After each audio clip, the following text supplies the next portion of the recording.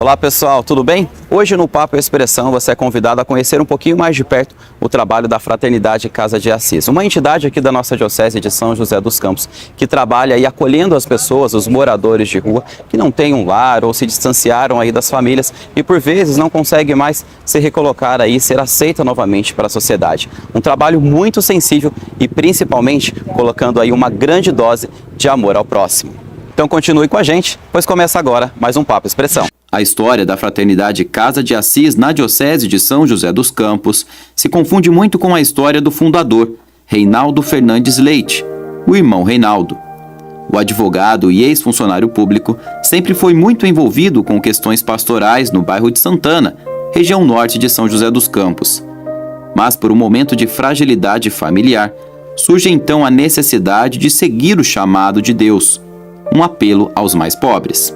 Sempre fui católico, fazia parte da minha paróquia lá em Santana, tinha toda uma realidade já de pastoral da família, participava, fiz parte do núcleo São João de Casais há um tempo, mas a partir do momento de uma fatalidade, de uma enfermidade que uma filha minha teve, essa enfermidade foi um câncer assim muito raro, no qual a medicina condenava já minha filha a óbito, né?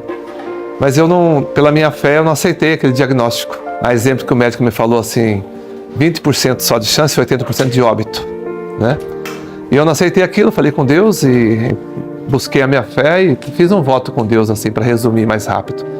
Disse para Deus, assim, que se Ele desse a cura da minha filha, a vida dela, eu ia fazer o que Ele quisesse.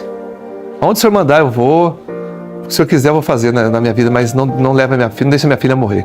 E a minha filha entrou naquele calvário depois, tirou o câncer, o calvário da quimioterapia, todo aquele processo, e eu enfrentei aquilo com muita coragem, animada pelo Espírito Santo, que eu sei porque um pai não suporta ver isso, só se ele for animado por Deus, uma força que vem do alto. Uma certa vez eu parei no semáforo e então eu notei um morador de rua caído, coisa que eu não tinha notado antes, né? E aí eu peguei aquele morador de rua, estava caído, levei ele lá para o hospital, e ele estava com o braço fraturado, e quando eu vi, eu fiquei 3 dias com ele lá no hospital. Esqueci que eu tinha trabalho, esqueci que eu tinha casa para voltar. E as pessoas estavam preocupadas comigo, meu celular ficou desligado dentro do carro, e eu fiquei cuidando dele até ele ter alta. E assim foi. Eu comecei a cuidar dos pobres, e um dia eu quis levar para eles, fui até eles na rua, eles estavam com fome, combinei com a minha família, com alguns amigos do grupo de oração, alguns irmãos do grupo de oração. Vamos levar essa comida para essas pessoas. E começamos a levar. Foi na paróquia São Benedito, meu primeiro irmão de rua, que eu fui levar para ele. E ele, quando eu cheguei lá com o café, ele estava deitado na entrada da escada. Mas antes disso, num domingo antes, ele já estava lá.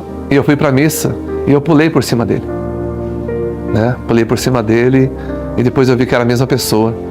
Então a gente ficamos cegos às vezes, né? Não percebemos a necessidade do próximo, né? Então, aquele momento que eu passei, eu creio que foi Deus tirando as minhas escamas dos meus olhos, como um católico cristão, mas que não enxergava o meu irmão caído na calçada, não prestava atenção. Eu até pagava um bom dízimo para a igreja, dava boas cestas básicas para os pobres nas favelas, mas não conseguia notar a necessidade do meu irmão que estava caído na calçada. Parado no semáforo, eu estava com pressa de chegar no meu trabalho, né? Meu salário, cumprir as minhas obrigações, né? Mas não estava sensível à dor do próximo. Então ali começou tudo. E é quando eu vi, um dia eu socorri um pobre e ele foi queimado lá na região norte, tacaram álcool nele e eu levei ele para o hospital. E ele ficou internado, sarando da queimadura.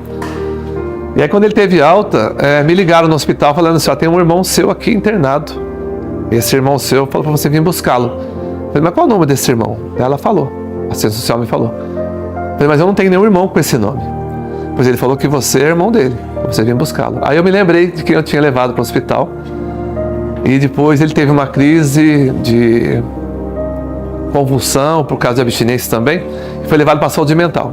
Então eu tive que ir lá buscá-lo na saúde mental. Quando eu cheguei na saúde mental, ele estava deitado na maca, um outro morador de rua deitado numa maca do lado, ele virou por esse outro e falou assim, não disse para você que ele viria nos buscar? E aí eu não tinha para onde levar. Não tinha para onde eu vou levar esses irmãos de rua? E agora? Pensei em levar para minha casa. Mas aí minha esposa, minha família ficou com medo, né? Então emprestei de um vizinho um quarto nos fundos e os levei para lá. E ali comecei a cuidar deles. Aí daqui a pouco já tinha 8 naquele quarto. Eu tive que tirá-los de lá, aí tive que alugar uma casa. Aí tinha que cuidar deles, né? Então quando eu vi já não estava indo trabalhar mais, não voltava para casa mais, ou chegava muito tarde, né? Então eu fiquei cuidando deles, quando eu vi já estava mergulhado nesse carisma. Penso que se o nosso Senhor Jesus voltasse hoje, ele ia estar embaixo dos viadutos por aí. Ele não ia estar nem nos templos, né? Então nós temos uma pastoral de rua, que acontece todos os domingos. Levamos para a rua atualmente 300 refeições em marmitex. Levamos macarronada com um pedaço de frango, a parte mais nobre, né? Com molho, uma macarronada muito saborosa. E com isso a gente acessa eles, né? Porque aos domingos, São José, o nosso município, fica sem movimento. Então esses moradores de rua é o dia que eles mais passam fome, é domingo. Então na hora do almoço que nós vamos para a rua. Então a partir das 13 horas, saímos com as refeições e vamos abordá-los. Uma boa parte deles, né, prefere vir para casa. Outra parte ainda não. Depende muito da nossa caminhada e conversar com eles e ver a problemática, né, sentar com eles, acessar realmente o coração deles. E aí alguns são convidados a vir, uma boa parte vem de imediato. Outra parte, conforme você vai se dando a conhecer, falamos para ele que aqui ele não é obrigado, né, a vir, ele é convidado a vir. E se ele é convidado a vir, ele é hóspede nosso. Então aqui ele vai receber o que melhor que um hóspede pode receber. Vai ser bem tratado, vai ser como o nosso irmão também. E qual que é hoje os trabalhos hoje que a casa oferece para as pessoas? Tem alimentação, tem muitas vezes precisam de cuidado médico, vocês também têm esse trabalho, esse serviço, né, que vocês fazem por Sim. eles? A realidade do acolhimento se dá primeiro na casa aqui do Monte Castelo, né, que é o primeiro momento, que é uma casa que a gente chama até de... É uma triagem, não é casa de triagem, mas ali você faz uma conversa primeiro com eles. E alguns que estiverem enfermos, nós mandamos para essa casa que eu estou aqui agora com vocês. Que é a casa aqui no bairro do Putim, que é a casa Frei Junípero, né? Onde acolhe os moradores de rua mais enfermos, alguns que têm problema mental, alguns acamados, né?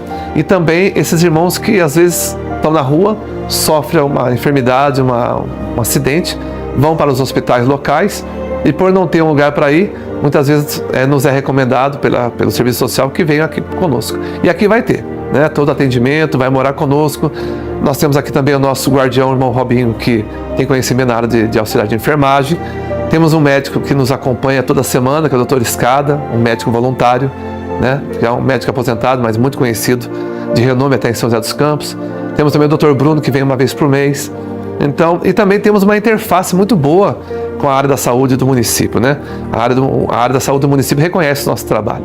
A realidade dessas pessoas é uma realidade muito dura, porque na realidade o rompimento com a família se dá devido a vários fatores, né? Questão social, questão das drogas, a questão da família, né? A família muitas vezes, nas divergências que se tem, gera conflitos, e esses conflitos vão se agravando, e aí as pessoas acabam buscando refúgio no álcool e nas drogas, aí fica mais agudo e as pessoas vão para a rua. Então a Casa Assis também trabalha com essa realidade de restabelecer os vínculos com a família.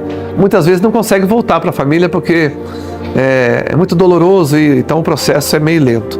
Mas a família vem aqui, consegue vir aqui visitar, traz um carinho, traz o perdão e fala: a gente gosta de você, a gente perdoou, e a gente vai construindo talvez uma volta, né? E muitos voltam, nós temos muitos que estão voltando para a família, e também tem aqueles que mesmo a família perdoando, querem morar conosco. Nós temos aqui vários que não quiseram ir embora para a família.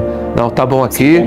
Se encontraram aqui, a família vem visitar e estão felizes hoje, graças a Deus. E a gente está vivendo o ano do laicato, né, na nossa igreja aqui no Brasil. Sim. E esse é um trabalho 100% feito por pessoas, né, leigos da nossa igreja.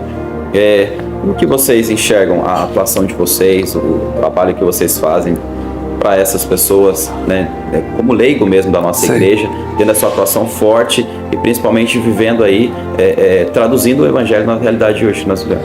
Eu penso que é possível para todos os leigos estar engajado em trabalhos com a igreja, todos os leigos.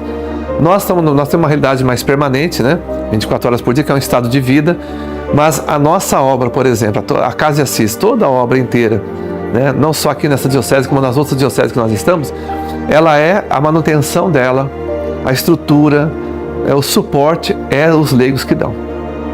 Não tem assim, como é que fala, empresa, não tem nada do poder público, é só os leigos da nossa igreja que vão ajudar, vem aqui visitar os irmãos também, vem assistir. Temos aí enfermeiro que trabalha no postinho e vem dar uma força. Tem gente que vem aqui passar o dia só conversando com os irmãos de rua, ouvindo as histórias deles, aconselhando, né? Eu penso até que, assim, eu falo para todo mundo, sem os leigos, a nossa obra ficaria sem condições de andar. A vida do cristão passa pela cruz, né? Queira ou não, passa pela cruz. Mas quando nós vamos para a rua, esse crucifixo que eu e meus irmãos levamos, ele evangeliza. Aquele morador de rua que está embaixo do viaduto, faz tempo que ele não tem contato com a igreja, não tem contato com as coisas de Jesus. E muitos que são católicos, mas que abandonaram, estão afastados da igreja, quando vê a cruz, a primeira coisa que ele fala, posso pegar e beijar? Então ele pega aquela cruz ali e beija a cruz. E tem uns que abraçam a cruz, outros levam no rosto assim, seguram, né? Parece que é um reencontro com Jesus, mesmo sendo através de um crucifixo, né? E ali nós temos uma pequena chance já de falar com ele, tá vendo? Olha, esse Deus que está vendo aí, que é simbolicamente na cruz, ele morreu por você. Então esse crucifixo também nos ajuda a ter acesso a esses nossos irmãos. Ajuda muito, inclusive. É um sinal de graça, um sinal de perdão, um sinal de misericórdia, um sinal de lembrar, né, que um Deus morreu por eles e os ama, né? Por isso que nos levou até lá. Fala, olha, esse Jesus que me trouxe até aqui para cuidar de você. Esse que morreu na cruz para você pagou os seus pecados. Mas devido à dificuldade da vida, devido às drogas, ele já não se lembrava mais. Então nós vamos ajudar ele a voltar e a repensar a vida, né? E lembrar que tem um Deus que o ama muito. E essa história também é um testemunho pra gente, né? Que muitas vezes a gente acha que o ter é mais importante que o ser. Sim. Né? E às vezes, como o senhor falou, que teve experiência de passar pelas pessoas e não notá-las. E a partir do momento é isso que a gente precisa mais, é notar mais. Notar mais. Talvez perceber mais. Ter essa sensibilidade no mundo que a gente vive hoje. A gente perde essa sensibilidade e é por isso que a sociedade se encontra nesse estado que está. Eu, por exemplo, eu falo, né? Eu sou advogado. Na época eu trabalhava na prefeitura, eu era diretor de um sindicato, né, dos servidores municipais, então envolvido com toda aquela questão da demanda, né, do mundo, a demanda social, a demanda política, a demanda econômica, né, que você tem na vida, e aí naquela correria você não percebe, mas nós temos que cobrar de nós mesmos, né? Eu vou daqui até o meu trabalho, mas eu vou dar uma olhada nas ruas, como é que está, ver se alguém precisa de ajuda, se alguém me dá um sinal, né? Ou se eu ver alguém, eu vou acionar alguém que possa correr lá. Eu não posso ir lá agora, mas o irmão da Casa de Assis pode. Então pegar o telefone, né, quem puder, e ver, e nos acionar. Olha, eu vi tal situação assim, você pode intervir? Ou eu posso ajudar e levar até a sua casa? Então essa sensibilidade para perceber um pouquinho mais o seu próximo que está tão necessitado.